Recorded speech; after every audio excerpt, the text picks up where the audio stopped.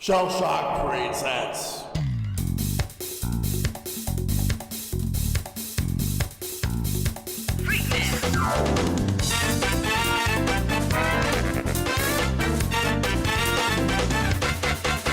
Ready?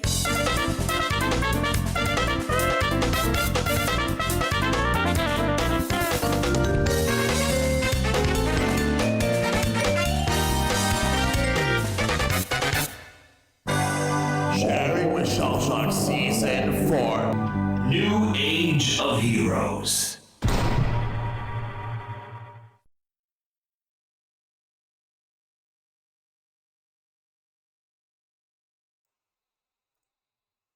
Okay, everyone, and welcome to another episode of Sharing with Shellshock. I am your host, ShellshockPrime, and here we are with the episode about the GameCube. And joining me are three returning guests. We got MMGMike. Hey, what's up, guys? Good to see you guys again. Thanks for having me again, as always, there, Pete. No problem, Mike. Good having you as always. And good to have you back on as well, Shad. Good to be back. Always love being here. Yep, and the same thing goes for you, Redbeard. Hello. Welcome. Good to be back. Good to have all of you on. So we're going to talk about the Nintendo GameCube in just a little bit, but before we do, Mike, remind everybody what type of content you do.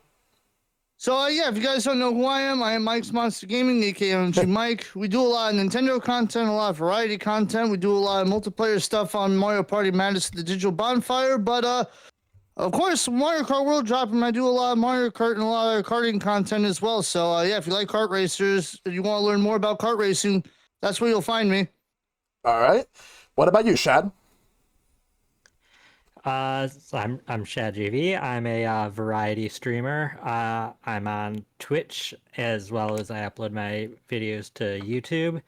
I do a lot of Nintendo content, but also some other content, multiplayer stuff. I'm involved with a lot of Mario Party stuff and other groups with the Madness crew. But I also, in addition to that, I do a lot of Ace Attorney. I do a lot of Pokemon ROM hacks and randomizers. Do a lot of randomizers in general. And kind of just a little of everything else. I'm currently doing the Mario Mon Pokemon ROM hack. Well, side note, I've been enjoying that, by the way, in the sidelines. Yeah, it's been great. And also we've been doing Spirit of Justice, the 6th Ace Attorney game. Awesome. Sounds good. What about you, Redbeard? Yeah, I stream, but I'm kind of taking a hiatus for now. Won't be back till presumably like December and October. That is probably the deadline. I'll be back. Mm-hmm. How you can find me on Mr. Twitch? You can find me with my username is MrRedbeard. I stream a lot of like various games. The majority I play is JRPGs. It'll be the action games. I kind of mix it up a bit, so I can actually try to help me complete my backlog because it's just long. Yeah, the backlogs are always big, dude. The backlogs are the backlog. That's how it backlogs are. Yeah. Anyway, It's just play variety games. So, and sometimes I do play a little like multiplayer games like Mario Kart. Yep. Like online late at night on the weekends, just for fun. Yeah. Hopefully you'll be able to when the time is right, you'll be able to get the Switch too, so you can join us for some Mario Kart World. That could happen. Yep. But for now, we're going to be talking about the Nintendo GameCube, which has been around since 2001. I believe it came out like that fall of 2001 in Japan, and we got it here in November of that year. We had a pretty decent launch. Like Luigi's Mansion was one of the launch games. I remember there was also the second Rogue Squadron game, as well as Wave Race Blue Storm. That was a launch game. And then later that year we would get Pikmin and Super Smash Bros. Melee, which Only like 2 weeks later too. So 2 weeks later, yeah, like we would get Melee, but Japan, by the time we got Melee, Japan already had it. So it's one of those things where unless people were like looking at the internet, like you pretty much weren't really gonna have to worry about getting spoiled unless you were, because internet was around back then, but it wasn't as It's huge. not. But it wasn't as huge as it is now. Early internet. Yeah. So just to get Melee, and then later on, like we would get some of the best games on the system, like Metroid Prime. We would get Super Mario Sunshine, Mario Kart Double Dash, The Legend of Zelda, The Wind It Waker. warms my heart for you to list Sunshine as one of the best games. That warms my heart. Oh, and I think before it ever came out, I still say the Twilight Princess is still the original for GameCube. Yeah, because the Wii version they flipped it so that Yeah. Link is right-handed instead of left-handed, because they wanted to accommodate the people who play right-handed with the Wii remote. So Yeah, I was just like, nah, stick on GameCube because that game is beautiful. yeah, but yeah, so Nice. everybody got a GameCube at different points of like the GameCube's life cycle, or they probably didn't get a GameCube. They just played the GameCube games on the Wii. But in any case, Yeah. No. I'll start with you, Mike, on this question. When did you get the Alright. GameCube? Let's see. Nintendo Purple Lunchbox. I ended up getting it during Christmas of the 2001. Actually, legit was Christmas, and my parents told me I had like the opportunity to open up one more gift or wait until the next day. I was impatient and I didn't bother waiting. So that last gift was the GameCube. So I ended up getting that with Luigi's Mansion, Melee, and Wave Race Blue Storm. So, and I feel like Melee is overrated, but Luigi's Mansion was a really good title to start off with. Yeah, Luigi's Other Mansion's than great. that, and then like a couple months later, I think I ended up getting Sonic Adventure 2 Battle, and that was my first introduction to Sonic the Hedgehog, actually. So Yep, it's kind of funny. yep, So, yeah, other than that, that's pretty much when I got my GameCube. yeah. What about you, Shad? When did you get your GameCube? So like before GameCube, it definitely was a point in my life that I wasn't aware of game launches. GameCube was the first console that I was like knew about before it came out and was like following in magazines. So I asked for that. I didn't have a way to make money really easily, so I asked for that for Christmas that year. Yep. Which thankfully was only like a little over a month after release. And that Christmas Eve, my parents let me open one gift, which they picked which gift. It wasn't, I couldn't like pick which one. And I opened it, and it was a Luigi's Mansion player's guide. And I was like, okay, well, if they're giving me this, I guess tomorrow I'm getting a GameCube and Luigi's Mansion at the very least, because otherwise, why would they give me this? Yep. And I remember before that came out, just going constantly to the Target demo station just to play Luigi's Mansion. I could consistently get through the first area of the game in the 15 minutes and like try to do as much as I can every time. Yep. So I ended up getting the GameCube with Luigi's Mansion and Super Smash Brothers Melee. And I ended up shortly after using Christmas money to also buy Pikmin. And those were basically my first three games, though that I think February after Sonic Adventure 2 Battle came out, and I also grabbed that. And those are like, for me, those are like the first GameCube games I really started out with. And I loved all four of those to death. Yep. What about you, Redbeard? I can't remember what year it was, but it was during the time after Nintendo marked down the GameCube games to like $99. And I remember getting the game. It was the Platinum one, like the only ones they had. The other color was available except for Platinum. And I was like, oh, I can work that. And I remember I think the first two games I had was Melee and Super Mario Sunshine, I believe. Mm-hmm. If I recall, I cannot remember. Like, I remember I was getting a bunch of games. I think it's probably those two games I got. Like the first two games I had. And I started getting more and more, and then years later, I started like finding the games when I have my own money. Yeah. So, For me, I first got my GameCube back in June of, it was like, I want to say it was either late May or sometime in June of 2002. It was getting close to the end of the school year. And I remember that we had the money for it. So we got a GameCube and we only got 2 games with it. And that was Super Smash Bros. Melee and Sonic Adventure 2 Battle. Because originally, the original plan was that I was going to get a Dreamcast. Or at least I wanted to get a Dreamcast.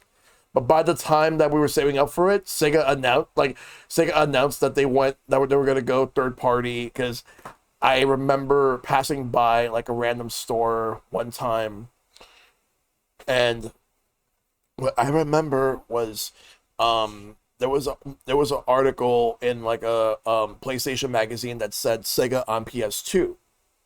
So and then later on I would read a GamePro magazine that said that Sega were making games on GameCube, Game Boy Advance, and Xbox because the Dreamcast was going to get discontinued. And then I remember seeing Sonic Adventure 2 Battle for Dreamcast, and then I was like, what if they're going to bring it to like any of those other platforms? Which, just my luck, GameCube. So I had to wait till when I got my GameCube. So I got Sonic Adventure 2 Battle, I got Melee, and that summer, my brother and I played a whole bunch of those 2 games. We didn't get any other games till later, but yeah, that was when I got the GameCube. Summer 2002, like right before the end of the school year, and we loved it. Like, though for me it was the black GameCube because we didn't get the purple one. I did later on get the platinum one because the GameCube that I had just stopped reading discs, so I had to get it replaced. So yeah, all right. So that's how I got my GameCube. Now, Shad, what are some of your favorite GameCube games? Top 5. Okay, first I just want to give an honorable mention. There was a lot of really good Zelda games on there. I'm not putting it on my list, but I loved every single Zelda game on there, especially that collection we got with a bunch of older Zelda games. Yeah, That I was have the best pre-order bonus in history. No stop. It was 4 full games just for pre-ordering. But for my 5 I'm going to list, which for the record, it's really hard and I'm not necessarily can say these are my top 5. Like other games, it'd take a long time to really parse which ones are, but these are the 5 I really want to mention. Number 5 I want to mention is 1080 Avalanche. The GameCube was out when I was like in middle school and then into high school. And in high school, I joined the ski club kind of on a whim. I'd never skied or snowboarded before. My friends were just on it. And I tried snowboarding the first day and just stuck with snowboarding, and I love snowboarding. So 1080 Avalanche I really loved because I was really into snowboarding at the time. And unlike a lot of the other snowboarding games, I could do something I couldn't do when I was really snowboarding, and that was riding down an avalanche, which was just an awesome concept to me. So I played so much 1080 Avalanche throughout from release of the game till like even after the Wii came out. All right. The second one I want to mention, Final Fantasy Crystal Chronicles. I really like the Game Boy Advance attachment thing and being able to have 4 players all having your own screens. And of course, Four Swords Adventures did it great as well. But Crystal Chronicles, I remember in particular, I was kind of new-ish to Final Fantasy. I had played Testing Tactics Advanced came out before that. I played that. But Crystal Chronicles, I remember getting it the day it came out a lot, and I had 4 of the adapters. And that day I went to sleep over at a friend's house, and we played it all night. We didn't even sleep. The next day, I 5 a.m. felt horribly sick and crashed because of lack of sleep. But I loved playing Crystal Chronicles. Was such a cool concept of it was a cooperative game, but you had your own screen with your own little objectives. The new remakes do not do that, and it kind of ruins it. Yeah. It definitely made it kind of interesting to all have your own little secret things you're trying to do. Mm-hmm. A little bit of a competitive nature to a cooperative game. and I think it was a really creative multiplayer take for the system that could only be done with that kind of hardware. The third game I'm going to mention is Phantasy Star Online Episode 1 and 2. Ooh. There's two things that I want to mention with this. The first is I never had a Sega system growing up. My cousins had a Sega Genesis, so I played some Sonic games there. But for the most part, I didn't really have access to Sega games. And so having the various Sega games, especially Dreamcast games, make their way to Nintendo consoles was really great to me to be able to play these games I wanted to play, but I just couldn't. My family had a rule of only one console per generation because of financial reasons. So Phantasy Star Online was one of those. In addition, I'm a big JRPG fan, and I have to at least put some JRPG on that list, even though it's not a traditional one. It's an online RPG. It's an MMO. But Phantasy Star Online, I don't think I even fully knew what I was getting into when I bought it. And I even bought one of the like connectors to be able to play it online, but it had a monthly subscription. My parents didn't allow me to like buy the monthly subscription, so I never used online. But I played that so much. I made so many characters on it and played through the story with friends. The split screen was a really cool way to play offline with friends, and you could like import your characters through the GameCube memory card to play. And there was just all sorts of cool crossover content in there. Getting a little Sega Dreamcast that floats over your shoulder, or a Sega Genesis. There is, I believe, some like Sonic and Choo Choo Rocket like crossover stuff in there. Yeah, it was really cool. I loved it to death. There's other JRPGs I do love, but I can only fit one in this list. Yeah. Number 2 I'm listing is Pikmin 2. Pikmin is a game I fell in love with right from the start when I got it on GameCube, the first Pikmin game. Yeah. I was new to the like RTS style games, though it's a very different take on it, and I was really addicted to the formula. But the one thing with Pikmin 1 when it just came out and I was like 12 was that having it's not even the time limit of the day of a certain number of days, but the amount of time in a day was kind of a little stressful at the time for me. And Pikmin 2 kind of eased that up by having the underground areas where time did not pass. And that's where I really fully embraced Pikmin, because I could fully focus on like the strategy and stuff. And that made it a bit easier for me to do the timed parts during the day. But Pikmin 2 to this day is now contending with Pikmin 4 is my favorite Pikmin game. And it's a franchise that I fell in love with from the start. And I streamed all of them, playing them a second time. I've go back to them every now and then. They're just I bought every version of them I can. I bought the version with the new play controls on Wii. I bought them again on Switch. Yeah. And now my number 1 is Lost Kingdoms 2. Lost Kingdoms is not a very well-known game. The first one was featured in a Nintendo Power with a partial walkthrough for the first few stages. It is one of FromSoft's first game, but it is not a Souls-like game. It's a kind of a card-based RPG. It's real-time, not turn-based. And there's something about it. I like trading card games too, and that helped. But there was something about Lost Kingdoms that it just clicked so much with me that it currently sits as one of my favorite games of all time. And Lost Kingdoms 2, I feel perfected kind of the formula. It had a lot more balancing, a bit less jank.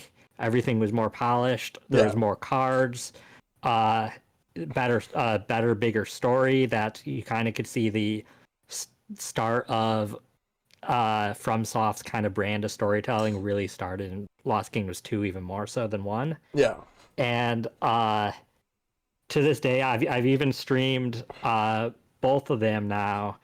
And I did find there is a small but active and vocal community online for Lost Kingdoms, which I'm really happy about because it's otherwise kind of a lesser known game. Yeah. There's even like randomizers for it and stuff, which is cool to me. Nice. But when I think of GameCube, I'm one of the few people in the in the world that the first game that pops in my head is the Lost Kingdoms games. All right. And I know I'm very much in a minority there, but I think a lot of people just haven't gotten to try it. It's a really fun, creative game. Yeah. All right. Redbeard, I'm going to go with you next. My top 5. Well, these are the ones you heard, like you know about them, than most of the main games. Well, I have to go with. Okay, I'm gonna have to start with number 1 to 5 because 5 I really don't know. The first one's gonna be Paper Mario 1,000 Euro Door. That still was one of my favorite games. I have played that game. Good choice. I played that game 3 times, and it just gets better and better and better. Even I've completed the secret pain in the butt dungeon. Oh god, that was just awful. Second one, I have to go with Super Mario Sunshine. It's a really good Mario game, no lie, and it's like the mechanics, how everything work, and the music environment is just beautiful. Number 3 is gonna be Twilight Princess. Mm-hmm. Still, to me, it's like it's still one of the best Zelda games ever. Like, it's so good. Like, I haven't even been close to beat it, but I was there until like that's how I stopped playing it. But I'm near close to the end because I did a lot of story, and I think last time I was playing, I was grinding the just getting more hearts. Number 4 is gonna be Metro Prime. Yes. Wonderful game. Man. And number 5, I will have to pick. No, I'm just gonna say this because it'd be out of random. Pokemon Coliseum. Yes. Underrated. Very underrated. Yeah. 100%. I'm psyched that's coming to NSO. Yes. Eventually, it'll be nice to see that. Yeah, that and XD. So, what about you, Mike? All right, well, mine are a little bit outlandish, though, in terms of some of my choices. But number 5 is not even a Nintendo game. I'm putting Sonic Adventure 2 Battle on there because that was my first introduction to Sonic. I remember I was coming back from vacation. I was busting my parents' chops to get me the freaking game from Blockbuster that my brother was being lazy and whatnot, and I ended up renting it. And I thought it was really cool to have the Game Boy Advance connectivity to get the Chow Garden to play back and forth. Yes. So that was pretty dope. Oh yeah, I remember. And your then fellow legitimately, Chow Garden lover. Oh no, 100%. Now we needed the Chow Garden back, like real talk. Yeah, I don't know bring why it back Sega has already. not done that already. Agreed. Done that. That's free money on the table. Now, even if they made like a mobile app to connect it to like a Sonic game, like on console and PC, they're missing out. At least we have Poglinks for that potentially. But anyway, Yeah. number 4 is probably my favorite Mario sports game, which I really wish they would make another one of. We have Mario Superstar Baseball actually on my list. Mario Superstar Baseball, I felt like it was a really good baseline for what Mario Baseball could be, and then they perfected it with Mario Super Sluggers. And honestly, ever since Mario Superstar Baseball, I really kind of wish they would bring back the baseball series. Yeah. Although I'm also kind of afraid after what they did to Battle League, but we try not to talk about Battle League. Yeah. It wins. All right. My number 3 pick is going to be completely out of left field, but I'm putting Custom Robo on the list. Now, Custom Robo, I remember playing it at a friend's house and legitimately playing through the story mode, being able to customize my robot with all these different parts and whatnot. The fact that we don't have a Custom Robo online, or the fact that it's not coming to NSO, is an absolute crime, and we honestly need a proper Custom Robo remake of some sort. Either put it on the GameCube NSO, or give us a new Custom Robo with online multiplayer. Start with a new Honestly, one. I feel like I'd put some hours into that if we got a new Custom Robo, because the last one I think we got was on DS. Yeah. They've been bringing a lot of Nintendo has been bringing a lot of their classic IPs back that they haven't been using for Yeah, this years. would be a good Switch too. I mean, it'd be a good opportunity. I mean, the next game on my list is actually an IP that they're finally bringing back to Nintendo Switch 2. You already know I'm putting this on here. Good old Kirby Air Ride in the City Trials. Now, Kirby Air Ride is such a simple game to pick up, but it's such a complex game to master with one simple button and just steering around and whatnot. So the fact that we're getting Kirby Air Riders is phenomenal. I'm looking forward to that this year, and just having all the different machines and all the different like layouts and having. Hopefully, we get more maps and actual city trial and whatnot, and other maps as well. But it shouldn't be any surprise that my number one pick, of course, is going to be Mario Kart Double Dash because I'm the Mario Kart guy. 2 players on a cart, having all the special items. You know, meet me in Baby Park with all the freaking Bowser shells, the giant banana peels flinging all over the place. I still think that Double Dash's Rainbow Road is one of my top 5 Rainbow Roads. Again, really phenomenal game, good item strategy, a really great game overall. But yeah, that's my top 5 for GameCube. So I'm going to go a completely different direction than you guys with my 5 games. Like, yes, like I would normally put games like Metroid Prime up at like Metroid Prime would probably be like number 1 for me. I would also put Resident Evil 4 up there. I would put like Wind Waker up there. But there's so many other games that definitely need like a lot of Real mentions. talk, I forgot about Resident Evil 4 on GameCube. Yeah. That's an honorary mention for me. I remember that as well, but I had it on the Wii. Yeah, The first time rated game. Yeah, the Wii version is definitely better because of the motion controls. But here's my 5 games I want to bring up. So number 5, and so this game, I remember my brother getting this for Christmas back in 2003, and I enjoyed it back then. But it wasn't until when I streamed it 3 years ago, and I fell in love with this game even more than I did back when I first played this game. Beautiful Joe. Beautiful Joe was such a fun game. It was like an action platformer beat 'em up made by Clover Studios and Capcom. And that game was hella fun. Like, it's like what they were doing on PS2 with Devil May Cry, they were doing on GameCube with this, having a completely new IP, not afraid to take a lot of risks, have a character that is completely outlandish in their own way. In this case, Joe being a huge fan of classic like B movies or superhero movies, and he ended up just getting to the point where like he went in the movie just to go and try to save his girlfriend. And the twist that game has in regards to story, plus the bosses were very out of this world. So in my personal opinion, Beautiful Joe is worthy of being up there as one of the best games on the GameCube. That's number 5 for me. We need both on NSO really badly for those. Yes, both of those games, as well as the fighting game, which is Red Hot Rumble. And if they ever did DS NSO, then Beautiful Joe Double Trouble, because that one people slept on because DS.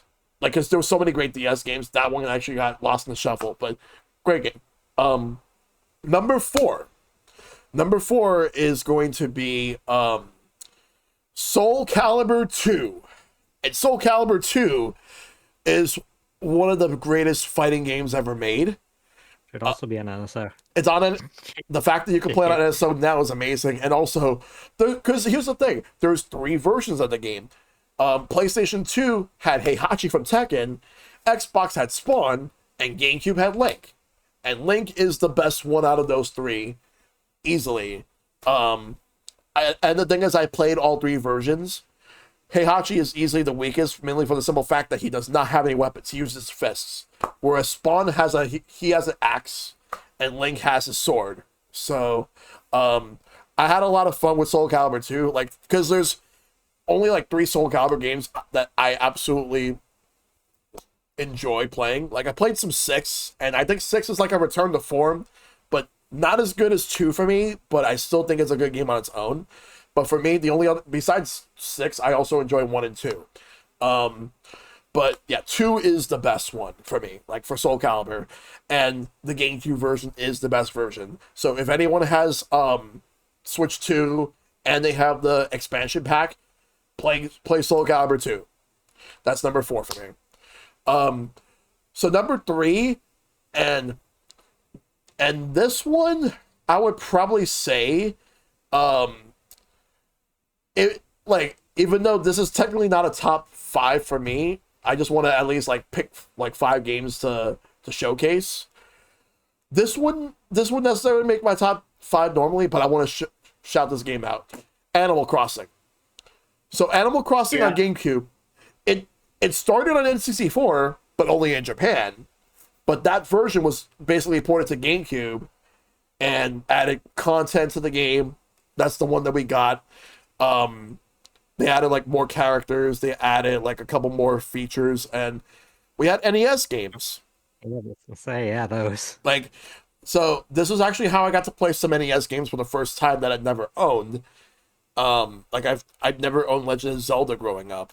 Granted, the only way you could get Super Mario Brothers, The Legend of Zelda, Ice Climber, I don't know if Ice Climber was one of those games, and I forgot there was a fourth game. The only way you can get them is through Action Replay or Game Shark, because there was supposed to be an event where you can get those games onto Animal Crossing, and if I don't know if it happened in Japan, but in the United States, it never happened.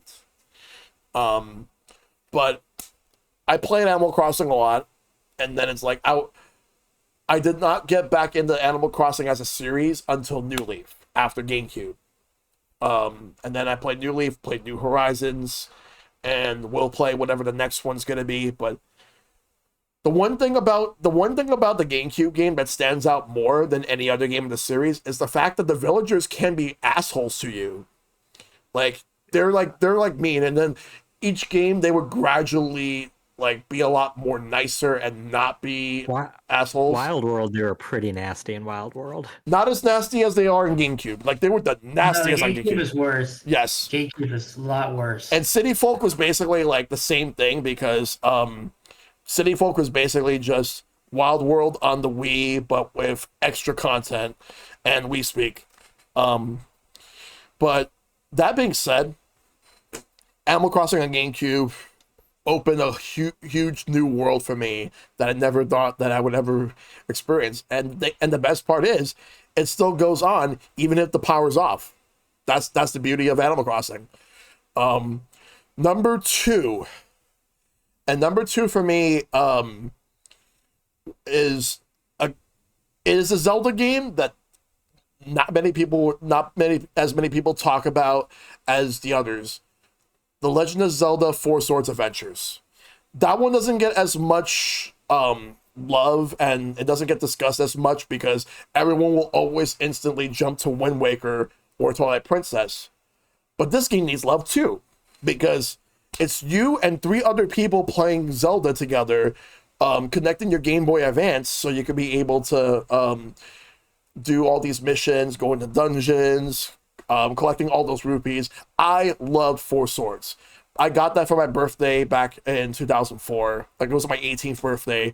My mom just gave me money to buy whatever I wanted, and I just got 4 Swords with the link cable to the GameCube and Game Boy Advance. And I remember, like, we just played it. Like, we loved it. And we had a lot of fun with it. Like, but people could just also be assholes to each other just by picking somebody up and just throwing them or hitting them. Like why are you doing this? And the answer is because they're messing around. But Nintendo put on NSO. I know, like, yes, it has Game Boy Advance capabilities, but I don't care. Find a way to make it work. You can do it. Give it to us. People need to play this game. Yeah, I'd actually want to do a playthrough if we ended up getting that, to be honest. I'd want to try it out. It's probably one of the most underrated Zelda games. It's one of my favorites. Yeah. Yes. And number one that people really need to play on GameCube more than anything, that's not Melee. It's not Sunshine. It's not Metroid Prime. It's not Wind Waker or Twilight Princess, because people expect these games. People expect Sunshine. People expect Double Dash. But at the same time, like, people should also respect games that don't get as much love. And honestly, people need to play F-Zero GX. So that's the one. And you can play it on SO now. So F-Zero GX is like how to perfect a formula that was already good. Sega managed to do such an amazing job with this game, with the presentation, the fact that you could have so many different racers at once, different characters, different racers and everything. They did such a fantastic job that Nintendo gave up on the series for years, because they couldn't come up with anything. They had to think of some sort of grand new idea in order to surpass GX. That's how good GX was. That's how good it was. Yes, we got F-Zero 99. Don't get me wrong. I love F-Zero 99, but it's no F-Zero GX. So that's my number one. And Redbeard, I'm going to ask you this question first. Do you think the GameCube could have been more successful than it was? That's a typical 50-50, if it would, because I think mostly it lacked more was it lacked online capabilities for a lot of games. There was only certain games that could play online. Mm-hmm. And there was a lot of games I was like, this could be played online. And it was just like, it didn't happen. I was just like, and like something but would it be it's something about the graphics to way, because PS2 and Microsoft Xbox, their graphics, I mean, like, where their graphics are kind of like way up, and GameCube was kind of like the childish, like kind of like in the kiddie stuff area, but I still don't know what the right term for it. Just how the designs were for the GameCube for their like exclusive games. Yeah. Yeah, because like it had a reputation that was given, because at the time when PS2 came out and an Xbox, like the crowds that they were going after, and then people just looked at what Nintendo had. It's just like that's why there were so many people just calling it kiddie and all that, and I just think that the whole idea of that was just, in my opinion, stupid. But I'll talk more about that when it's my turn. But yeah, what do you think, Mike? Could the GameCube have been more successful? I don't really think so, sadly, because at the time it was kind of having a lot put against it compared to the other two consoles being able to play with people online, while Nintendo at the time still needed to have everybody in the same room and having that local multiplayer, which, don't get me wrong, I still enjoy local multiplayer more than online multiplayer, but between that and also the GameCube being severely underpowered compared to the other two, at the time, people just were more drawn to the PS2 and the Xbox for its other shinier features compared to GameCube. Even though I think the GameCube had a really solid library, I don't really think it could have been able to keep up. No, because you got Halo, and then Final Fantasy X, and then the Kingdom Hearts series. A lot of RPGs on the PS2 was kind of like beating like Nintendo really hard. Yeah. What about you, Shad? So a lot of the reason that it seems the GameCube kind of struggled. So obviously by then Sega wasn't really the competitor with Nintendo. That wasn't an issue. And while N64 definitely didn't do as well as the Super Nintendo did, they had the advantage still kinda that Sony was still finding their footing. Sony did a really good job with getting third parties on the PS1. But Nintendo still kind of had the brand power. But the problem is, once they got to the GameCube, it was hard to compete with Sony, because not only did the third parties they had all now really showed off the PS2's capabilities, but the PS2 also had the built-in DVD player. And so for value, it was so much of a better idea to get a PS2 than to get a GameCube. You had a bigger library and a DVD player. And that already, like, if Nintendo didn't go with the mini discs and made the GameCube a DVD player, I think it would have done at least better than it did. And then, of course, you had Xbox coming in too, and Microsoft did a real good job of grabbing the older gamers with stuff like Halo right off the bat. And Nintendo had never really done a good job at grabbing those gamers. Like, they had some games that were exclusive, like Conker's Bad Fur Day and stuff, but like those they were very kind of a subset of older gamers. They had stuff like 007 with GoldenEye, but like really they didn't do enough to try to grab the older gamers, and then coupling that with having the proprietary game discs so they can't have DVDs, as well as they can't even have Dreamcast One advantage that is not intentionally advantage of easier to kind of, well, better on the bush, pirate stuff onto it, or copy, play homebrew stuff on it.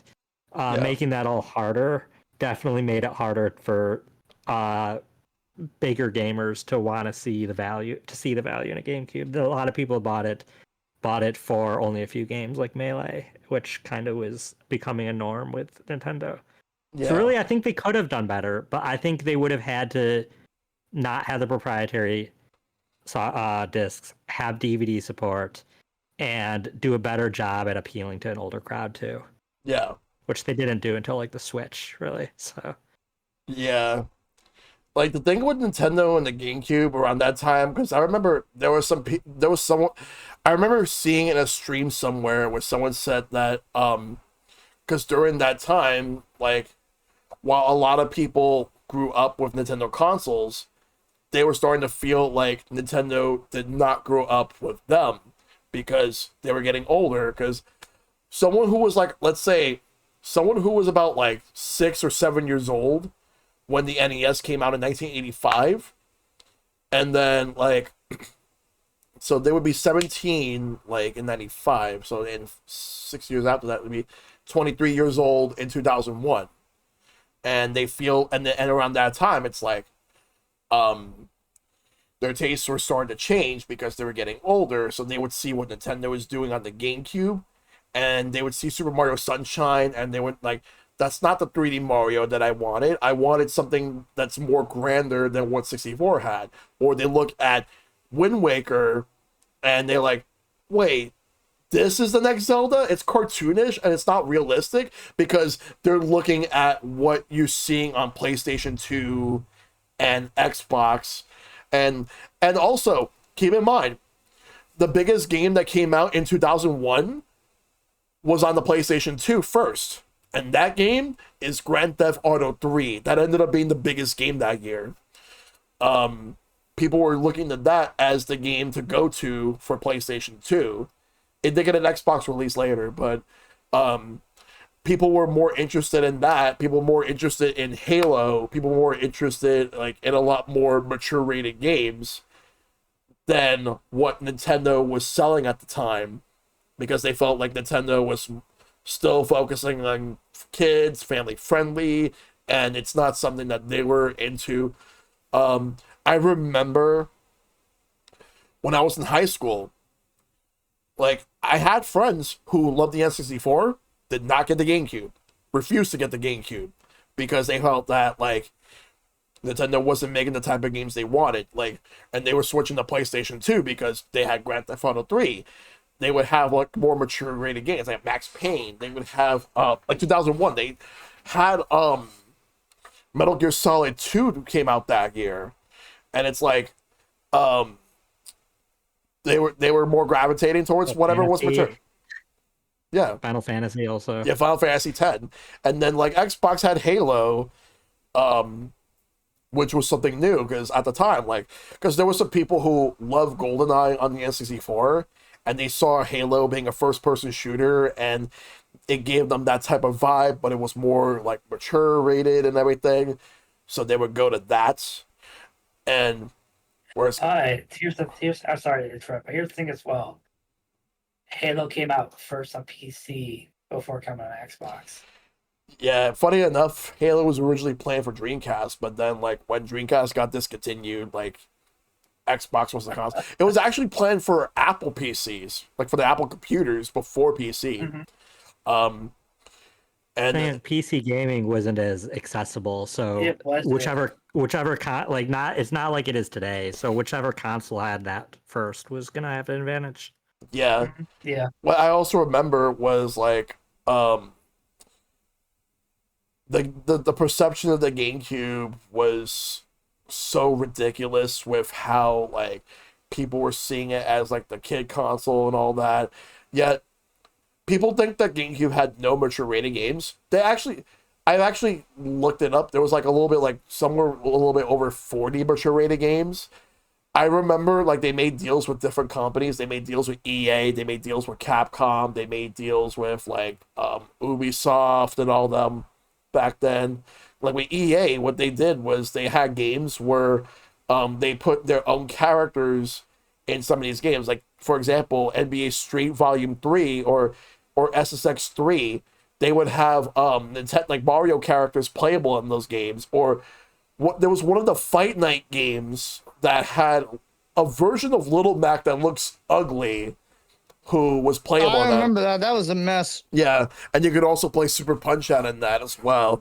And then Capcom with the Capcom 5, but only 4 of those games released. One of them, like there was a game, Dead Phoenix, got canceled, and PN03 is the only one that remained exclusive. The rest actually got ported to PS2, those being Beautiful Joe, Killer 7, and Resident Evil 4. Which I remember Shinji Mikami once said that he actually was willing to go as far as to hang himself if Resident Evil 4 got ported. He apologized for that statement, by the way, afterwards. That's crazy. That's a tough thing to say, but yeah. He apologized, and then like after one of his last games released, like when Clover Studios shut down, he left Capcom. Now he has a new studio. Like he worked for Platinum, then he had Tango Gameworks, and now he's in a different studio. But yeah, Capcom had with the Capcom 5. Then you had like so many other games. Like they had Eternal Darkness. I believe that was the very first ever Nintendo published M-rated game that from them, because I know for a fact that there was Conker's Bad Fur Day, but that was rare. But this is one where like Nintendo was more involved. Like I think Miyamoto was involved in it. And then they did Geist too. They did Geist. It wasn't as well received, but like I thought it was a fun game. Oh yeah, Fight Night Round 2. Yeah, that was the one. But what I remember with Eternal Darkness, the studio Silicon Knights, they worked on a game with Konami, and that was the remake of Metal Gear Solid, which was the Twin Snakes. So that game ended up like being so rare and hard to get now that Konami, please put Twin Snakes on NSO, because I know for a fact that it's not going to be anywhere otherwise, not even your own collections, because I think Nintendo owns the publishing rights to that game, even though they don't own Metal Gear Solid. But we'll see. Anyway, the main thing about this is back then, I remember just going to high school and people were shitting on the GameCube while like talking about how PlayStation 2 and Xbox were better. People talking shit about the GameCube and everything. And there was some friends that I had who had the GameCube, and whenever there would be arguments, they don't want to hear it. They only care about what they want to hear, and that's the PlayStation 2 and Xbox, because like those were like more mature than what GameCube had. And then now like more people are interested in GameCube because there were people who didn't grow up with the GameCube, or people who missed out. They're like, wait, GameCube was actually really good? How did I miss this? And I'm like, in my mind, for those who missed it during that era, well, maybe you were playing PlayStation 2 or Xbox. You didn't get to, you were sleeping on how GameCube was, how good GameCube really was.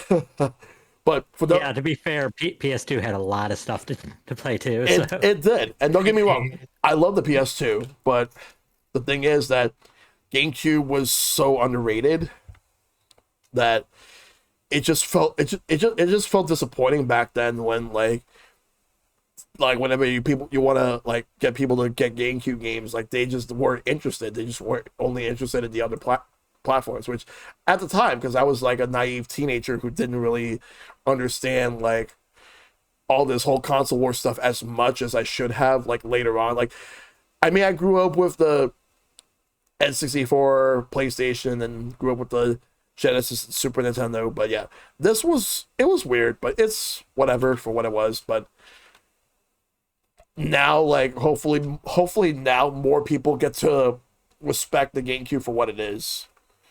So in terms of if it would have been successful, honestly, no, it would not, because they needed like a DVD player. They needed bigger discs than what they had, and also just the directions that they were going for with different games. It's like I think that people probably would have respected Wind Waker more if it would have came out like after, like, let's say if Twilight Princess would have came first and then Wind Waker would have came afterwards. I think people would have respected Wind Waker more. But the problem was cell shading as an art style was very new, and at the time, everybody was pushing towards realism. The power of the consoles at that time could be more realistic than ever, and people wanted that. Yeah. Yeah, no, it was weird. People wanted more realistic water, realistic textures. People didn't care about the cartoonish style. They wanted it to look like the real world.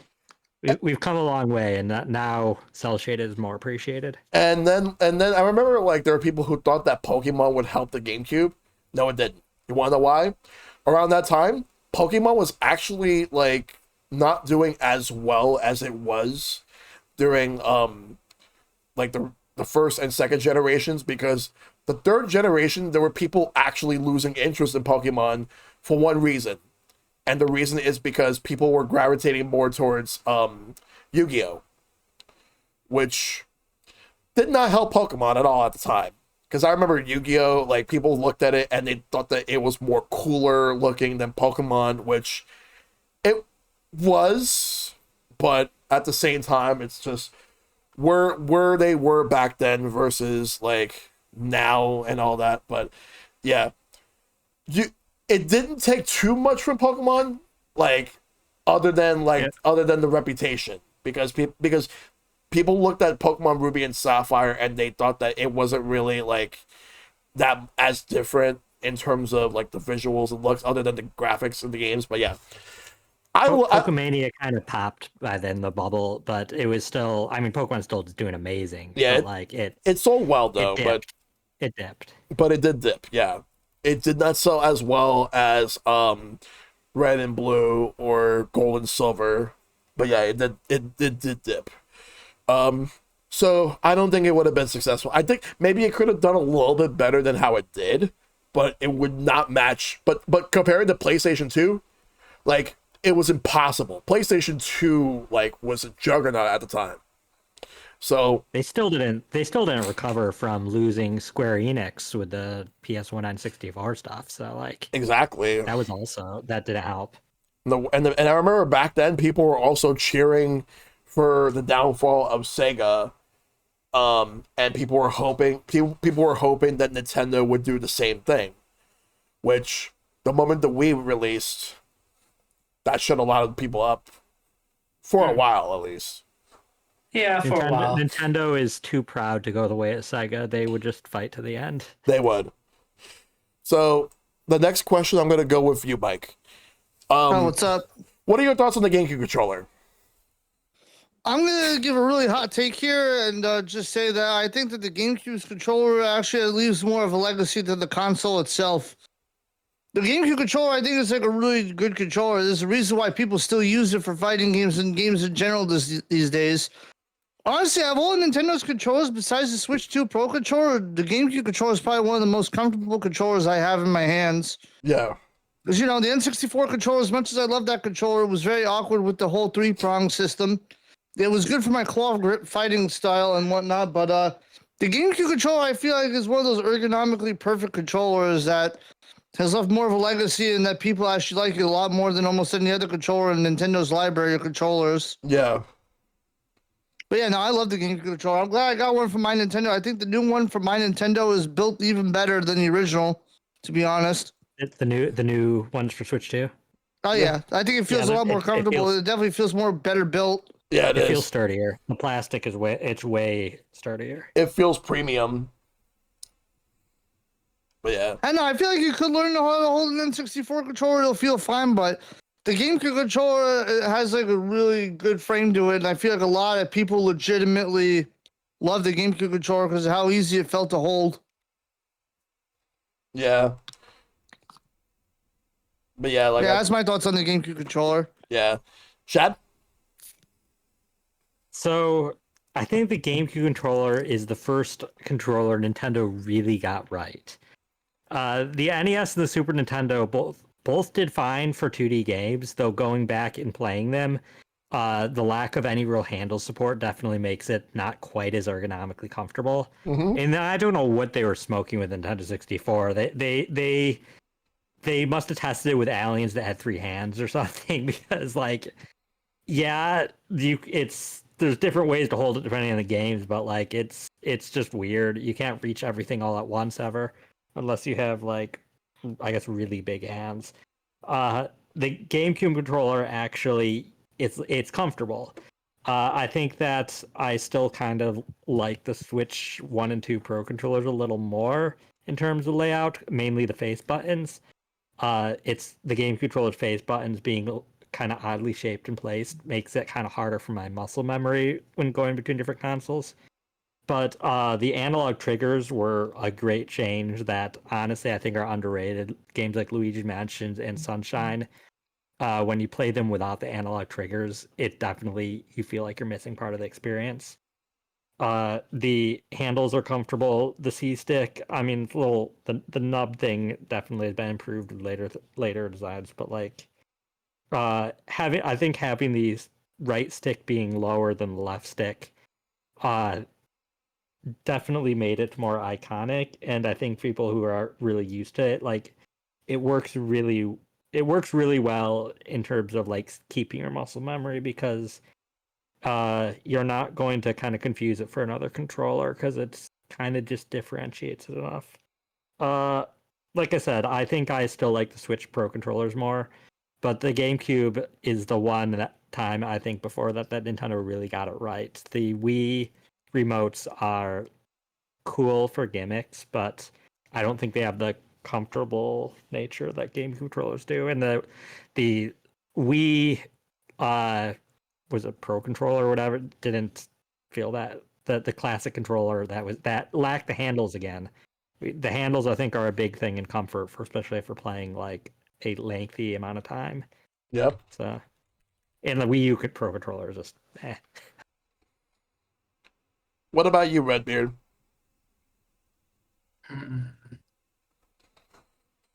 I say the Pro controller. I mean, the GameCube controller was really an interesting idea. Like, it's just like, it was just me as a kid or a teenager just look at the controller like kind of surprised, because there's they move a lot of the buttons around, like the directional pads and the C stick are at the bottom, and it's just kind of like, how are we supposed to work this out? But after you start playing a few games, you start getting the idea of how to work around the controller, and it was really interesting. Mm-hmm. Like, there's like the Z button, the only one Z button on the top right. But it was just a really interesting design. Like, I had no issues with that at all. Let's see. The GameCube controller for me is very comfortable to use. And I feel like for the games that were designed specifically for the GameCube, it definitely worked very well. But there were some third parties that actually worked better for the GameCube, in my opinion. Like Soul Calibur 2 is definitely one of them. I feel like with the way the GameCube controller is designed, that, like, considering you have like the A button right here, like this big A button, it works to the point where you can just have your one of your main attack buttons, and then this is your secondary, and then the X is the kick. It works very well. But then, like, there's some games that I feel like don't work for it. Like, I got Mega Man Anniversary Collection, and while I enjoy playing it on GameCube, the problem is that they swapped the shooting and the jump buttons so that like you have to learn to play it a bit differently, because like they and then also like some other games, like they didn't really have any mapping, so that like if you're not comfortable with a certain control scheme, you're stuck with it. But some games, they actually do have some pretty good control schemes. Like, I could play Double Dash on this thing very well. I actually prefer to play Double Dash on GameCube controller. I prefer playing Smash on GameCube controller for Melee, and Brawl. But any other Smash game afterwards, I prefer using a Pro controller. But this is the one controller that refuses to die, because even after the GameCube was over, like during the Wii, it's backwards compatible, so you can use the GameCube controllers. But on Wii U, they had to make a GameCube controller adapter just so that people could use it for Smash, and they made a version of that adapter for the Switch for anyone that played Ultimate. Yeah, the GameCube controller is the controller that will just keep coming back. It's like, it's funny because like the GameCube is not a successful console, but the controller, I would not be shocked that the controller is more successful than the GameCube itself. So to have this controller right here and being able to use this is just like across multiple generations shows the longevity of this controller, how amazing it is, just that this keeps coming back each and every time, so you could be able to just play all these modern games on like modern Nintendo platforms using this controller. I just find it amazing how like this will keep coming back, and the fact that we got this controller from Nintendo now, like, you're absolutely right, Mike. This is a lot more comfortable. It feels better compared to the original ones. The shape of the handles, compared to like other controllers at the time, like PlayStation 2, I think are way more ergonomic, and it's way more comfortable to hold. Yeah. Oh yeah, for sure. Yeah. Whether if you have big hands, small hands, doesn't matter. It works well for everybody. So I don't know, like I've tried playing with the Pro controller for Smash, but I just can't do it the same way the GameCube controller does it. Although I will say that I do happen to like these handles a lot more for the Switch 2 Pro controller, but I agree on that too. Oh yeah, it's very comfortable, the Pro controller. Like, I feel like I'm like holding like a cloud. Like, it's like just fits in here. Although I would say I'm looking at it like it feels a bit closer to this. Like these feel close. The only difference is that this is a little bit wider, slightly. But well, I think they use like the same kind of plastic for the new Pro controllers and the new GameCube controllers, yeah. So they feel very similar. The one nitpick I have for the older GameCube controllers is the fact that the length of the wire is really short, but there were some GameCube controllers that later on like had longer wires than the ones that you would have right out of the box. Like they were twice as long, which is great if you're participating in competitions like Smash tournaments and all that stuff. Which is like they were forward thinking when it comes to that. But yeah, GameCube controller is awesome. So next up, and we'll ask you this one first, Shad. This will be the last question before we do the community questions. How much does the GameCube mean to you?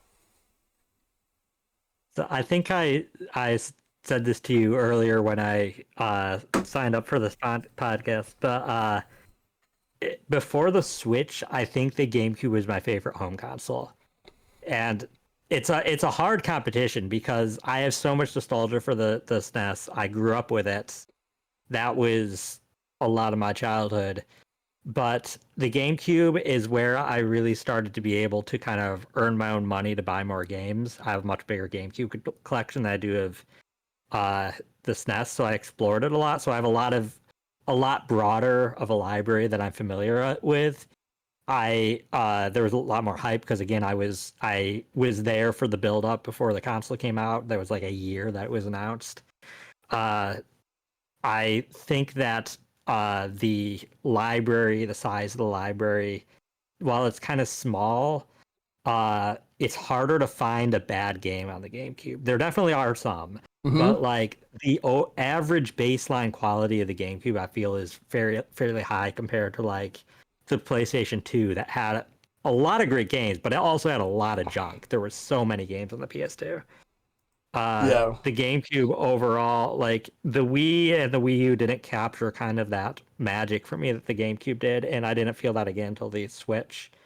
And now that we have GameCube on NSO, I kind of have the best of all worlds as long as we keep getting updates. And yeah, to me, it's probably one of the biggest formative times of my like gaming years is the GameCube. It's where I really kind of branched out, started playing more JRPGs, started really exploring my tastes in games a lot. Yep. All right. What about you, Redbeard? Let's see. Like what the GameCube mean to me, it was like to me it was mostly a game to play with friends and local. A lot of games were kind of, there were some games were kind of not say childish, but it was just, but some of the games that were made that would look like childish were really good games. And there was like the only game I remember playing in 64 was Star Wars War Squadron, and the second one came out on the GameCube, and I really liked that game as well. Mm-hmm. So it was just like, to me, it was like a console that was kind of like easygoing with the kind of gameplay. So because there were big like Xbox and PS2 where they were like really big as shit, but I feel like the GameCube was kind of like a calm console with a lot of good games, but it was just like very calm, like a console where you could just play offline. Yep. Don't do anything else. Yeah. What about you, Mike? Now, as for me, the GameCube for me, I mean, I don't think it meant as much to me as it did to like Shad and Redbeard and you, but I still think that the GameCube was a very pivotal moment in the Nintendo's history because even though it wasn't exactly the greatest console of that generation, it still put out a really good, solid library. And from there, they kind of just built up to the Wii. And then from the Wii, you know, even though the Wii U was a flop, the GameCube leading up to the Wii and whatnot was a really transitional moment. If I have some really good, pretty good games in general for the library and whatnot. The GameCube had a lot of good series that I think really got their start on the GameCube, like Mario Superstar Baseball, Kirby Air Ride, Custom Robo. I feel like the GameCube actually brought those three series in particular into the limelight. So to me, that's why I find special about the GameCube for those three games in particular, at least. Yeah. Yeah, GameCube means a lot to me because you have an era where Nintendo was trying completely different things. Because with the N64, it was to bring a lot of their established games to 3D. And here it was basically like same thing as that, but in a more advanced console than what the N64 was. While also trying new things to make them different. Like Sunshine, they decided to have Mario go on a vacation. They had the flood. Wind Waker, they were trying out the cel-shaded graphics. And and have the whole setting where like it's a lot of water, traveling a lot with the boats. Metroid Prime, with Metroid having a hiatus for years, and they completely skipped the N64. Metroid came back with Metroid Prime, and ended up going on a first-person adventure game, and ended up being very well received. I think it's the second best-selling game on the system, behind Melee, but it's definitely up there. Having all these new experiences with like their established game series is just them. Nintendo's like, yeah, let's just see how different we can go, how much more we can do with these games. Like Double Dash, they decided to just go ahead and had 2 racers in one. Oh, so Double Dash was 6 million copies. It must be up there, like higher selling than Metroid Prime. But yeah, like Double Dash had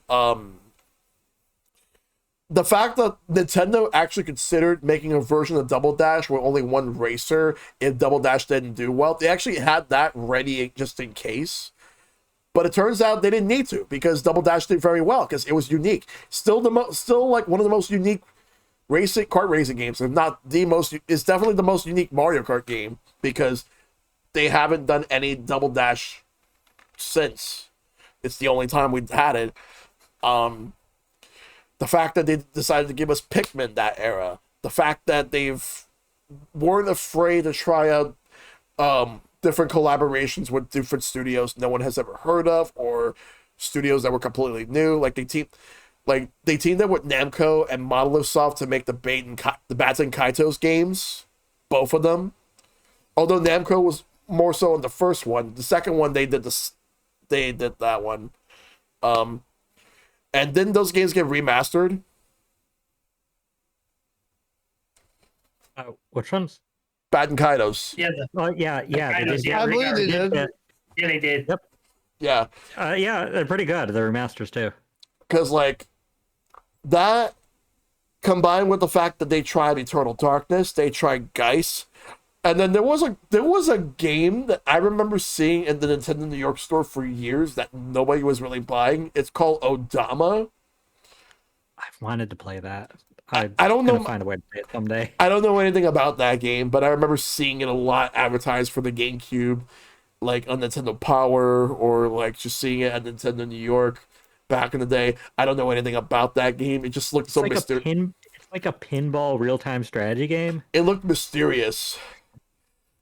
And then it's like, the GameCube actually had a decent amount of hidden gems, like, many of which are very expensive now, like Gotcha Force, or there was also Billy Hatcher and the Giant Egg. Yeah, I mentioned that one. Underrated series, by the way. That should really come back. It really deserves another one. Yeah, I was so upset that it was in Transform, but not as a character, just a stage. Yeah. Not to mention the fact that there were actually a decent amount of collections on. There were a decent amount of collections on this platform. Like there was the Mega Man collections, Midway Arcade Treasures. There was a Zelda collection. 2 of them actually. There's 2 of them. There was the one that had Ocarina of Time / Master Quest, and the other one had the 2 NES Zelda games, as well as Ocarina of Time and Majora's Mask. Which and Master Quest. They had Master Quest. Yeah, we had Master Quest as well. Yeah, so we had 2 collections. The first one was basically a pre-order bonus. If you pre-ordered Wind Waker, you would get Ocarina of Time Master Quest. The second one, I think, was Nintendo the Power. pre-order bonus included Zelda 1 and 2 also. Oh, it did. Yeah, I have that disc. It has all. Yeah, I remember we got those. And also like around that time, like I remember everybody was playing like different sports games on there. Like just the fact that it had sports games with Nintendo characters on them, that's from EA. I just thought that was funny. Like how Oh no, NBA Street is still one of my favorite sports games on the GameCube. Yeah. NBA Street. For collections, don't forget we got 2 Sonic collections. Yep, we did. Oh no, Sonic Gems collection was also pretty peak. Yeah, I had both of those. That's how I played most Sonic games. Yeah, because the Mega Collection was meant for those who spent a lot of their time playing Nintendo, and it was like their way to introduce them to Sonic. It's like, oh, you played Sonic Adventure 2? Well, now you got to play these games. Good. Now catch up on Sonic. That's what Sega wanted to do. But we also had like, if you want a series that started on GameCube that became popular later on, Super Monkey Ball. The Super Monkey Ball series started on GameCube. I believe that was also one of the launch titles. And then we had the GameCube had a lot of fun games that did better on there as well, because on PlayStation 2 they would get lost in the shuffle, but on GameCube at least they would have a chance to be played by people that we like, oh, I've seen this game already. Let me get this game or that game, whatever. But it's like just the fact that they actually got Resident Evil 4 as well as a remake of the original Resident Evil, and also Resident Evil 0, a game that was meant for the 64, but they moved it. But which Resident Evil 0 was kind of boring. But Resident Evil 1 remake is fantastic, as well as Resident Evil 4. Both of them are fantastic, well worth playing on GameCube. So many great games on the GameCube, like as well as like a lot of really awesome hidden gems, which please bring Beautiful Joe to NSO, Capcom, Nintendo, do it, please. Oh, and while you're at it, Killer 7. So many great games that should be played, that should be on NSO. Like Mega Man Battle Transmission or Network Battle Transmission on there, because that's not going to get in a collection. Yes, and while you're at it, also put Mega Man X Command Mission, the RPG. There's no way that's ever going to be in a collection, so put it on NSO as well, please. But yeah, so yeah, GameCube means a lot to me because I just loved what Nintendo was doing with this console. Because contrary to a lot of people, there are a lot of people who really hated the GameCube so much. But I was like, no, I love the GameCube. My brother and I played the GameCube all the time. Like, yeah, we had PS2. We played on that as well. We loved the PS2 as well. But we love GameCube as well. The GameCube needed more attention. Like, there were so many fun games that people could just play together, because you still have 4-player games that people could play. And the reason it got hate was the console wars were at like their highest point during that generation. It was. The Sony fanboys and the Microsoft fanboys were spewing hate at anything that wasn't their console. You wonder what's one of the best experiences you can have on the GameCube? Hooking up 8 GameCubes just so that people could play Double Dash on them with the LAN play. That is amazing. Coming soon to Long Island Metro 2025. Yep. And nobody mentioned the Game Boy player. Another great being able to play advanced games on TV. Yeah, the Game Boy player. Yeah. Like Game Boy Advance on TV, and there were also games on the Game Boy Advance in which if you put those games on the Game Boy player, they'll have enhancements specifically for that. Like Super Mario Bros. 3 on the Game Boy Advance. No screen crunch. It will just actually have like a full screen for the game. And mostly as well, even there was a lot of surprises if you connect your connect your Game Boy Advance to the GameCube, and it'd be like certain games on the same series can't lock something in the game, or it'll be you get Metroid 1 on your Game Boy Advance if you have Prime. Like yep. And Metroid Fusion, you can get the suit. I think it was in like Metroid Prime, I believe. You get the suit. Like Metroid Fusion shoot. You can get it on the GameCube once you like connect it. Yep. That was like that was interesting as well. Also, it was the same for Pokemon Coliseum. Like you could move your stuff from the Ruby and Sapphire, I think, into the game. You could.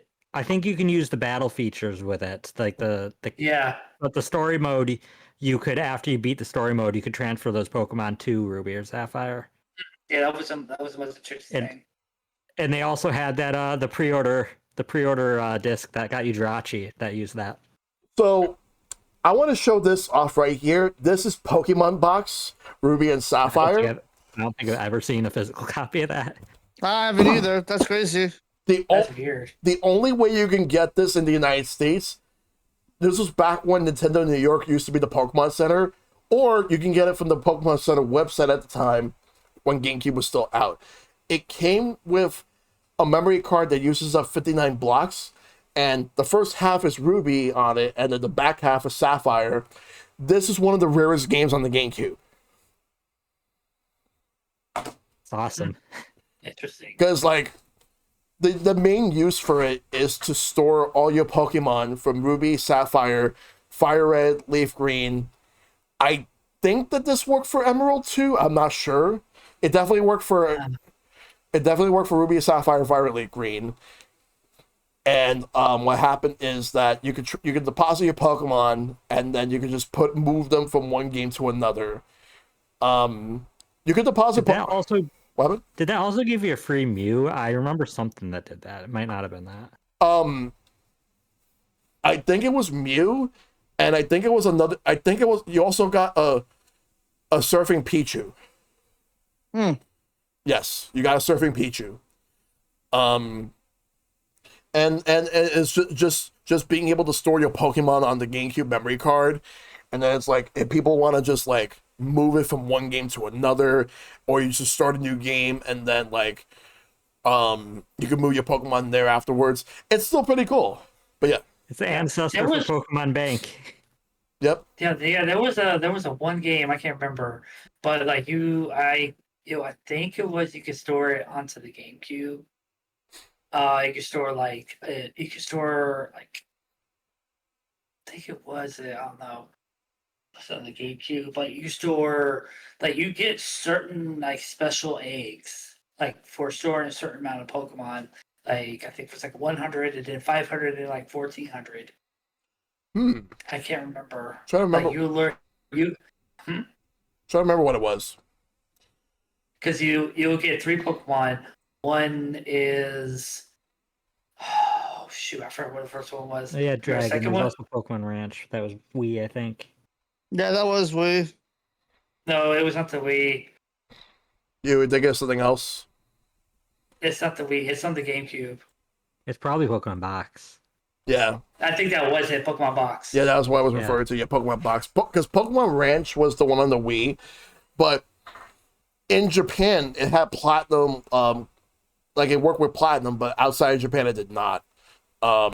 Yeah. Don't forget the Sonic Adventure games using the Game Boy Advance, so you can have a little mini Chow Garden on the go. Yeah, mini And Chow. Animal Crossing had a little island on the Game Boy Advance on the go. That, and also like we mentioned earlier, Four Swords as well as Crystal Chronicles. The games that were just entirely that. Yeah. And also I believe there were games that had e-reader support, like Animal Crossing had e-reader support as well. Yep. But yeah, GameCube, very underrated system that I feel like deserves a lot more respect. 100%. So let's do community questions. Dari asks, would you support Nintendo making a GameCube too? They already did. It's called the Wii. Yeah, no, we already went through that. Yeah. Because like people made jokes about like the Wii is 2 GameCubes duct taped together. I've heard that joke. It basically was with the GameCube controllers on top. That was GameCube 2.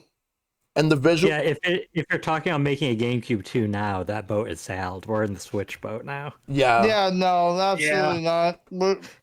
Easy, quick question on that. Yeah. Next up is from Epic Man. Is the GameCube your favorite console compared to the PS2 or Xbox? If so or not, why? I love GameCube, but I'm going to go with PS2 because the PS2 has a bigger library than the GameCube. Like, there's a lot more games on there that I love, but I do love the GameCube. That's my answer. Now, my answer would probably be the GameCube because, you know, that's the library I grew up on. But, PS2 had some really good games also. So, I mean, it'd be a tie for me between PS2 and GameCube because PS2 had, like, Dragon Ball Z, Budokai Tenkaichi, War of the Monsters, Manhunt, even though that game is very controversial. But, yeah, you should not play that game anymore these days. But, again, the PS2 had a really solid library anyway, though. So, it'd be, like, kind of a toss-up. Mm-hmm.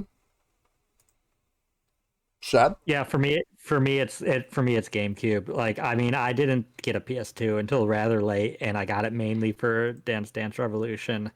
But I also then really got into Kingdom Hearts on it and got a few other games. But like GameCube was my focus, and GameCube is like the cornerstone of my childhood. The PS2 just had some additional things that I really liked. Mm-hmm. Redbeard? I'm about to go PS2. Like even GameCube, same thing, is very favorable. Like it has very unique games, but it just wasn't up par to what's going on the other side. Because there was a lot of good games in the PS2, a lot of good RPGs. Even Grand Theft Auto 3, Vice City, San Andreas. Yeah, it could be that. Yeah.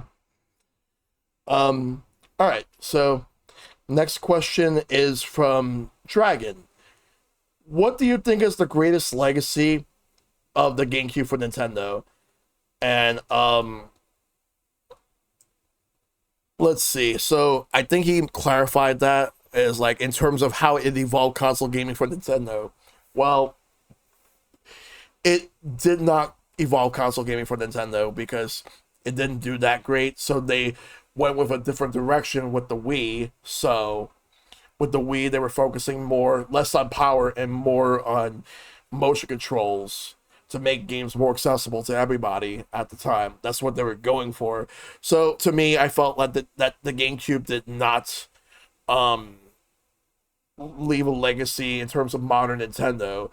The games, on the other hand, is a different story because in terms of the games, like some games would just take what they had with GameCube and just take it to a different level. Like for example, the Mario Strikers games, like you had Super Mario Strikers on GameCube, and then the Wii, you have Mario Strikers Charge, which they took what they had and completely took it to a different level all itself. Smash Brothers, each game would evolve. Granted, I may not be the biggest fan of Super Smash Bros. Brawl, but it did have some lasting impact because like it did add third-party characters. It actually added a really big single-player campaign. There was a lot more going into it, and it was also the first one to have online. Like between like different Mario Karts that came out over the years, and a lot of other Nintendo's IPs in general, like Mario, Zelda, they would definitely advance, but I don't think that the GameCube was like the main thing that helped Nintendo evolve all their stuff. So I'm gonna say like the answer to that question is no, it did not do anything to evolve like console gaming for Nintendo. All right.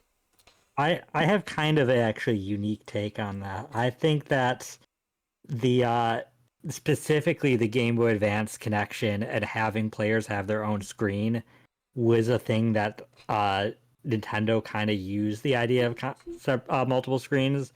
I think that could have been some level of R&D inspiration for the DS and having two screens, as well as which also then the Wii U by having two screens. I think that was kind of when they were actually first kind of toying with the idea, because the transfer pack for the N64 didn't give you another screen, but they did do some stuff with the second screen additional screens with like Four Swords Adventures, and I think that was something they really wanted to toy with. Pac-Man Versus also utilized that as a thing. Yeah, it's something I think they had some good ideas that they did continue to use in later generations. Yep. Honestly, like I said before, Nintendo's GameCube didn't leave much of a legacy for evolving the gaming industry for Nintendo, but its controller is still felt today, though. That's the only thing that Nintendo keeps bringing over is their controller because of Smash and all that. But other than that, I mean, some of the games have been brought over well enough. I mean, some of the library, I guess, on GameCube's library still must mean something, though, with Luigi's Mansion and Pikmin and, Kirby Air Ride, with all those eventually getting some new games in the series. So there's that. Yeah. But honestly, I feel like the GameCube controller made more of an impact than the actual console itself. Yeah. What about you, Redbeard? What do you think let me see. So what do you think is the great legacy for GameCube? it wasn't no great legacy, just because how childish the game looked. And if you look at the PS2 and Xbox, it's way out of its league, so it didn't involve gaming at all. But to its library, it kind of evolved with like kind of like graphic upgradations, like for the Super Mario Sunshine, Melee, like graphics upgrade from the Nintendo 64 to GameCube, which was good for them, but was kind of like not on par with PS2 and Xbox. But like even like with Zelda Twilight Princess was like really good. How the setting was, like it was like a little bit on par. It's still a little bit on par. Yeah. Let's see. Honestly, I think also its menu UI, which was the first time Nintendo had a menu UI for the console, is actually something that kind of has a bit of a legacy. Like, people remember that GameCube boot up in that little cube you could rotate fondly. And I think a lot of fans just want that kind of charm in their Nintendo UIs. Some of the games have had good UI, or consoles have had good UIs. Yeah. And then some, like the Switch, are very basic. Yeah. So. And fun fact about that GameCube UI, the background music that plays is a very slow motion version of the Famicom Disk System startup theme. I've actually heard it while sped up, and it's the same thing. So the fact they snuck that reference in there was actually pretty cool. So Sammy G asks, which Star Fox game, if any, do you like better, Adventures or Assault? Assault mainly because it has really good multiplayer. I would have to go with Adventure. I'm sorry. It's okay. I'm right there with you. I'm not a classic Star Fox fan, and I don't, space shooters aren't my thing, but it was like a Zelda-like game. It was very interesting. I've replayed it a bunch of times. Same. I want it on NSO. I want to replay it again. I hope we get both on NSO. What about you, Mike? I still have the car. Oh, in terms of Star Fox. Yeah. I don't have an opinion on Star Fox. I mean, if it comes, that'd be good for those that want to play it. But I don't play much Star Fox. All right, that's fair. Icepick asks, do you prefer the standard wired GameCube controller or the Wavebird? I never owned a Wavebird, so wired it is for me. I own the Wavebird. I still prefer wired. I actually really love my Wavebird. I liked that it was a little chunkier and bigger, and it let me be further from the TV. So fair. Yeah. Noble Boy asks, which GameCube weapon? Yeah, Noble Boy and Clark basically asked the same question, by the way. Yeah, but but there is a bit of a difference for Clark, which I'll get to afterwards, because Clark is a little more. Yeah, we'll do Noble Boys first. Which GameCube title you hope gets a remake? Like, I know one of the games that I wanted to see get a remake finally got one last year. That was Paper Mario: The Thousand Year Door. We finally got that, and it's a great remake. But honestly, I would say remake or remaster Beautiful Joe. If you're not going to put on NSO, remake or remaster those games. I'd probably say Custom Robo. Yeah, that's a good one too. Looking at a lot of my favorite games, a lot of them have plenty of chance to be like on NSO or something, but one that doesn't, that will never be at NSO, so it would need a remake, is 1080 Avalanche, because it has a custom soundtrack. So yeah, I'd like a remake of that so I could just play it again, since it'll never be on. It has licensed music. So yeah. For me, I would say it has to be with a game that I want to see that everyone needs to play, because it's a really good game, and I'll have to go with Eternal Darkness. Oh yeah, Eternal Darkness.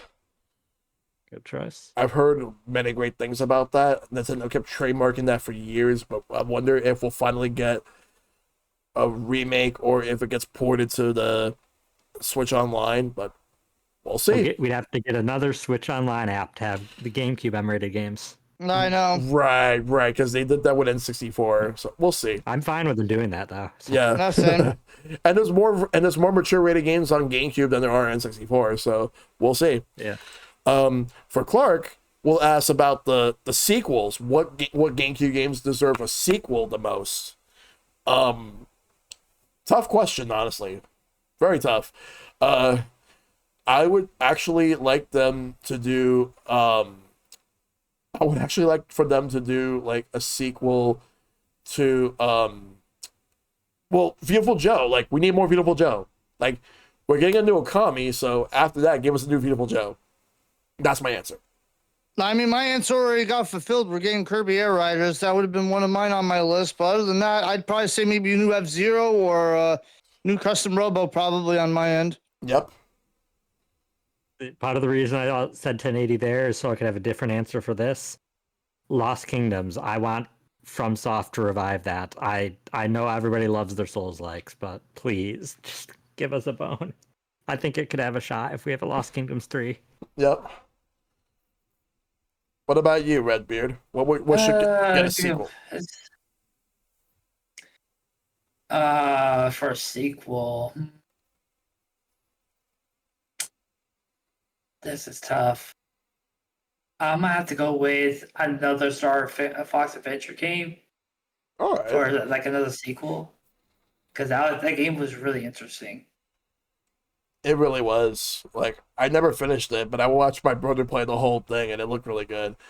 I do have one more game I'll bring up. And there was a GameCube version of this, which I own.